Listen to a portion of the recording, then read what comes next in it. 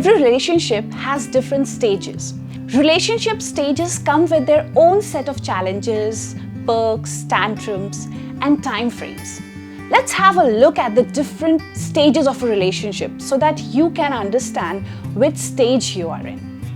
Now, the first stage of any romantic relationship is euphoria. That beautiful falling in love stage when everything about your partner looks and feels lovely. When just the thought of meeting them makes your heart pound, your spirits soar, and your face lights up. Nothing seems to be wrong with them. Now here, I will digress a little. When you fall in love with somebody, it's not just anyone.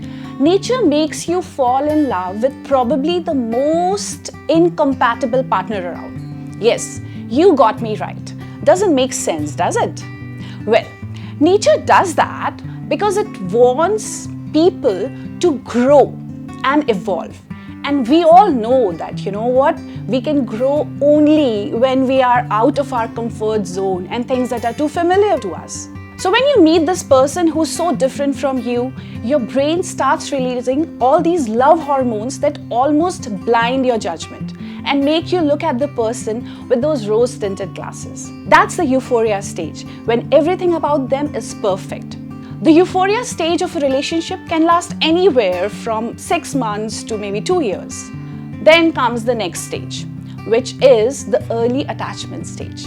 So now that love high feeling, it takes a back seat. And the more evolved part of your brain that starts coming in the picture, and you start looking at them as who they are. So how do you know that your love has reached this second stage? To begin with, you can sleep better now, and you are not constantly thinking about your partner. It still is fresh and lovely, but slowly life is bringing in other important tracks too. Couples feel more secure with each other, and the relationship feels more wholesome. The love is deeper, and there is a stronger sense of attachment now.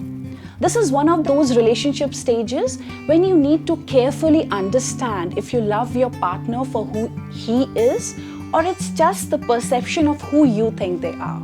This is also one of the phases of a relationship when the power struggle begins.